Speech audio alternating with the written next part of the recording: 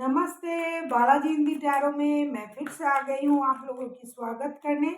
मैं फिर से लेके आई हूँ एक जनरल मंथली रीडिंग जिसमें हम देखेंगे ओवरऑल मंथ की आपकी एनर्जी कैसे रहने वाली है और आपका पास्ट का एनर्जी कैसा था, प्रेजेंट में आपकी एनर्जी कैसी है, फ्यूचर में आपकी एनर्जी कैसी रहने वाली है। ये रीडिंग होगी मई के मंथ की रीडिंग और ये एक जनरल रीडिंग है तो हर बात हर किसी के साथ रेजोनेट नहीं करेगा। जितना भी आपके साथ रेजोनेट करता है उसको रखिएगा, बाकी को छोड़ दीजिएगा। हो सकता है बाकी रीडिंग किसी और से रेजोनेट कर जाए। तो अगर आप सन साइन मून साइन किसी भी साइन से अगर आप स्कॉर्पियो हो यानी वृश्चिक राशि हो तो ये रीडिंग आपके लिए होगी। और आप लोगों से हमेशा की तरह एक रिक्वेस्ट रहेगा, अगर आपको रीडिंग अच्छी लगे तो चैनल को जरूर सब्सक्राइब कीजिएगा, लाइक शेयर एंड कमेंट करना भी ना भूलिएगा। तो चलिए शुरू करते हैं आज की रीडिंग। स्कॉर्पियो यानी वृश्चिक राशि, देखते हैं आपकी ओवरऑल मंथ की एनर्जी कैसे रहने वाली है। वृश्चिक राशि, आपका ओवरऑल मंथ की एनर्जी कैसे रहने वाले हैं। 6 ऑफ वॉन्ड्स, अपने स्टेबिलिटी पर काम करना, अपनी स्टेबिलिटी पर ध्यान देना, खुद को मिनी सेलिब्रिटी की तरह ट्रीट करना, रिस्क लेना, लव के मामले में एक कदम आगे बढ़ाना, शादी के बारे में सोचना, किसी कम्युनिटी की किंग या क्वीन की तरह खुद को ट्रीट करना, सारे चीज़ बहुत ही पॉजिटिव है। एक फैमिली के बारे में सोचना, अपने स्टेबिलिटी के बारे में सोचना, खुद पर मेहनत करना, खुद को काबिल बनाना, एक कौम या एक कम्युनिटी के बारे में सोचना, उसमें अपना योगदान देना, सेलिब्रिटी की तरह खुद को ट्रीट करना, अपने लिए अच्छे कपड़े, अच्छे जेवर, अच्छे पोशाक खरीदना, मतलब सारी चीज़ जो इंसान चाहते हैं अपने लाइफ में वो सारी चीज़ों को आप करना चाहोगे इन महीने में, इस महीने में, मई के महीने में। और आप शादी प्यार के मामले में भी एक कदम आगे जाओगे। हो सकता है आप किसी को अटेंशन देना चाहो, अटेंशन लेना चाहो, इस तरह की भी आपकी एनर्जी रहेगी। थोड़ी आप अटेंशन सीकर की तरह बिहेव कर सकते हो।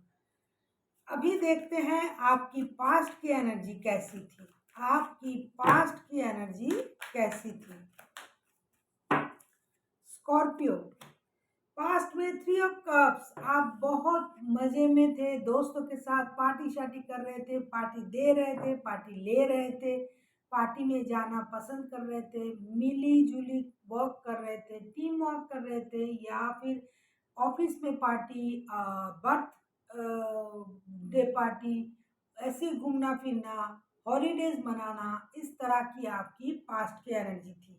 अभी देखते हैं 3 ऑफ कप्स का कार्ड क्यों आया था, क्यों आया है। 3 ऑफ कप्स, पास्ट की एनर्जी आपका बहुत ही अच्छा था, बहुत ही पॉजिटिव एनर्जी था। एस ऑफ वॉन्ड्स, नई शुरुआत, wheel of Fortune, 10 of wands. हो सकता है आप जिस काम को कर रहे थे वो काम आपको थोड़ा बोझ लगने लगा था, इसीलिए आप उस काम से खुद को अलग करके बोझ को थोड़ा हल्का करना चाहते थे, इसीलिए आप पार्टी शार्टी कर रहे थे, या फिर आपने कुछ नया शुरू किया था, जो काम जो चीज़ आपको परेशान कर रहा था, चाहे वो जॉब हो, रिश्ता हो, बिजनेस हो, आप उस चीज़ को अपने से अलग करके थोड़ा हल्का महसूस कर रहे थे, तभी आप पार्टी शार्टी कर रहे थे। आपको लग रहा था ये काम मेरे लिए बर्डन बन रहा है तो इसको थोड़ा साइड करते हैं और कुछ नया सोचते हैं, नया करते हैं, और इसमें आपका लक भी आपका साथ दिया होगा और आपने कुछ नया किया होगा।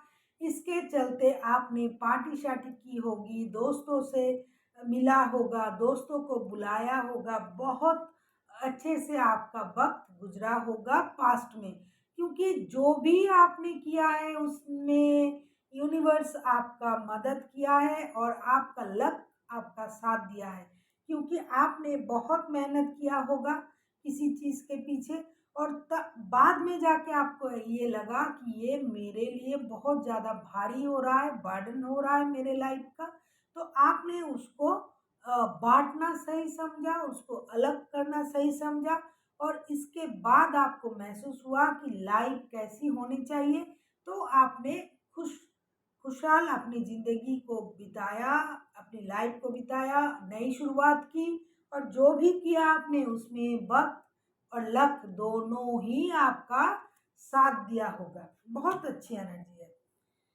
अभी देखते हैं प्रेज़ेंट में आपकी एनर्जी कैसी है। स्कॉर्पियो यानी वृश्चिक राशि, प्रेजेंट में आपकी एनर्जी कैसी है? प्रेजेंट में आपने क्या सोचा है? The fool, very good. Present में भी आप किसी की नहीं सुनने वाले हो, जो आपको अच्छा लगता है आप वही करने वाले हो। शुरुआत जीरो से करने वाले हो, अपने मन के करने वाले हो, अपने मन के मुताबिक चलने वाले हो। जो आपको अच्छा लगता है, जो आपको सही लगता है आप वही करोगे। आप किसी की रोक टोक नहीं सुनोगे, ज़ीरो से शुरू करोगे और आप अपने लिए जीना चाहोगे। ये आपकी एनर्जी है प्रेजेंट की। देखते हैं द फूल का कार्ड क्यों आया है। नई शुरुआत करना चाहोगे आप अपनी लाइफ में। हो सकता है जिस चीज़ को, जो चीज़ आपको परेशान कर रहा था, वो चीज़ आप अपनी लाइफ से हटा दिया है आपने। जो बर्डन था उसको आपने गिरा दिया है। अभी आप नई शुरुआत करने के लिए सोच रहे हो। देखते हैं द फूल का कार्ड क्यों आया है। 9 ऑफ कप्स, आपका कोई विश फुलफिलमेंट होने वाला है। 6 ऑफ पेंटिकल्स, द हेरोफेंट, मुझे लगता है आप अभी अपनी लाइफ को बैलेंस करने वाले हो। अभी आप देखना चाहते हो कि लाइफ को अगर हम बैलेंस करते हैं, इक्वल गिव एंड टेक देते हैं तो क्या मिलता है। हो सकता है कोई नया आपके लाइफ में आ जाए जिसको पाके आपको ये लग सकता है कि यही पर्सन मुझे चाहिए था, या फिर नया काम, नया जॉब। क्योंकि ये लव रीडिंग नहीं है तो हम लव के बारे में नहीं बोल सकते हैं। अभी आपका रुझान थोड़ा स्पिरिचुअलिटी की तरफ हो सकता है। हो सकता है आपके लाइफ में कोई ऐसा आ सकता है जो आपको लग सकता है कि ये रिश्ता स्पिरिचुअल रिश्ता है, चाहे वो दोस्ती का हो, चाहे आप जॉब में हो सकते हैं कि आप अपने लाइफ को और जॉब को सही वक्त नहीं दे रहे थे, आप पैसों के पीछे दौड़ रहे थे। अभी आप थोड़ा रुकोगे, अपने आप के लिए वक्त निकालोगे। जैसा कि ओवरऑल मंथ का कार्ड आया है, स्टेबिलिटी पर भी काम करना है, खुद पर भी काम करना है, किसी को टाइम देना है, टाइम लेना है, किसी के साथ रिश्ते को आगे बढ़ाना है। तो अभी आपका जो प्रेजेंट की एनर्जी है कि जो हो गया सो हो गया। अभी नए के लिए सोचो, नए की तरफ जाओ, स्पिरिचुअलिटी की तरफ आपका थोड़ा ध्यान बढ़ेगा। आपको लगेगा अभी भगवान जो करेंगे मेरे लिए वही सही है। अब मैं खुद से कुछ नहीं करूँगा, जो गॉड ने मेरे लिए सोच के रखा है वही होगा। अभी आप लाइफ को इक्वल गिव एंड टेक देने के लिए सोचोगे। आपको ये लगेगा ज़्यादा वार्डन वाला काम मैं नहीं करूँगा, उसी रिश्ते में नहीं रहूँगा जहाँ मुझे ही सारा बोझ उठाना पड़ता है। वो जॉब नहीं करूँगा, वो बिज़नेस नहीं करूँगा जहाँ मुझे काम करना पड़ता है सारा काम। अभी मैं वो ही करूँगा जिसमें इक्वल गिव एंड टेक मिले।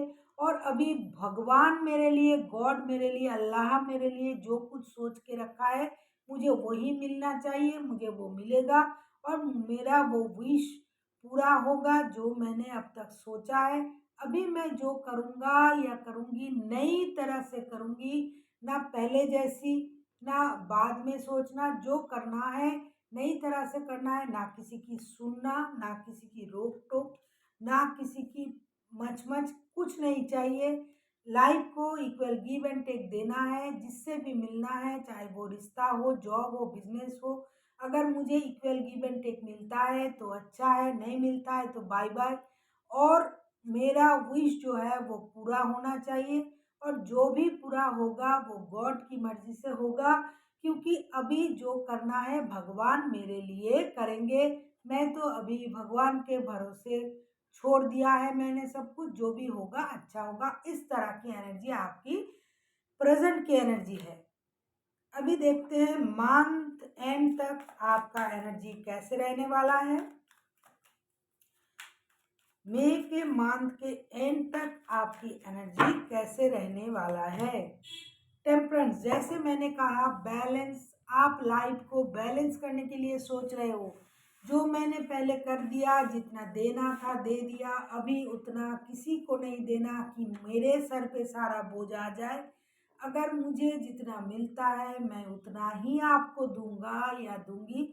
इस तरह की एनर्जी आपको रहेगा। आप रिश्ते को बैलेंस करना चाहोगे, जॉब, लाइफ, बिजनेस, हर चीज़ में आप अपनी लाइफ में बैलेंस ढूंढोगे ढूंढोगे ढूंढोगे और नई शुरुआत के बारे में सोचोगे।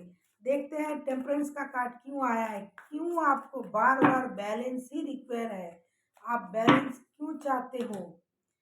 S of cups, eight of pentacles, six of wands. हो सकता है आपका कोई इमोशनल साइड हो जो आप जिसको आप दिखा नहीं रहे थे, जो आपका परेशान था, तो वो इमोशनल साइड आपका अच्छा हो जाएगा। हो सकता है आप किसी रिश्ते से बाहर चले गए थे तो आप उस रिश्ते में आप लौट सकते हो। इक्वल गिव एंड टेक अगर आपको मिलता है तो आप लौट सकते हो। आप पैसों पे मेहनत करना चाहोगे, जो आपने किया है। हो सकता है आपने रिश्ता और पैसों में बैलेंस नहीं कर पा रहे थे पहले, तो मंथ एंड तक आपका यही कोशिश रहेगा कि जो चीज़ आपने पहले नहीं की थी, जिसके कारण आपको परेशान होना पड़ा, दुखी होना पड़ा, वो काम आप नहीं करोगे। आप पैसों के लिए भी काम करोगे, रिश्ते के लिए भी काम करोगे। हो सकता है आपका कोई इमोशनल साइड, इमोशनल फुलफिलमेंट आपको मिल जाए, किसी किसी से आपको प्यार मिल जाए, किसी से आपका इमोशन जो है वो पूरा हो जाए। जहाँ से आपने अ, अपने आप को अलग किया था, हो सकता है वहाँ से हो, या फिर नया कोई आपके लाइफ में आ सकता है, या फिर नया कोई जॉब, नया रिश्ता, नया बिजनेस आपको मिल सकता है, जिसके चलते आपको एक इमोशनल फुलफिलनेस की एक एनर्जी आप में आएगी। हो सकता है कोई आपके लिए प्यार लेके आए, आपके लाइफ में बहुत अच्छा कोई इंसान आ जाए। तो इस तरह की एनर्जी आपका रहेगा मंथ एंड तक, और आप हर चीज़ में बैलेंस करने के बारे में सोचोगे, क्योंकि आपको लगेगा इम्बैलेंस ज़िंदगी। अगर आप किसी को बहुत ज़्यादा देते हो तो भी गलती है, अगर कुछ भी नहीं देते हो तो भी गलती है। ये गलती आपने की होगी पास्ट में, जैसा कि कार्ड आया है, तो फ्यूचर में आप इस चीज़ को नहीं दोहराओगे। आप फ्यूचर में चीज़ों को बैलेंस तरीके से करना चाहोगे, चाहे वो प्यार हो, रिश्ता हो, बिजनेस हो, पैसों के लिए काम हो। हमेशा पैसों के पीछे नहीं दौड़ोगे, आप मेहनत करोगे। इसके लिए अगर आपको इंतज़ार करना पड़े तो आप करोगे, मेहनत करोगे, धीरे धीरे चीज़ों को सही करने के लिए सोचोगे, और अपनी इमोशनल लाइफ में भी आप एक फुलफिलमेंट चाहोगे, आप बैलेंस करना चाहोगे। अभी देखते हैं यूनिवर्स जी आपको क्या गाइड करना चाहते हैं। प्लीज़ यूनिवर्स हेल्प कीजिए। देखते हैं यूनिवर्स जी आपको क्या गाइड करना चाहते हैं। Two of swords, ace of swords, judgment. Universe ji आपसे यही कह रहे हैं कि आपको कंफ्यूज नहीं होना है।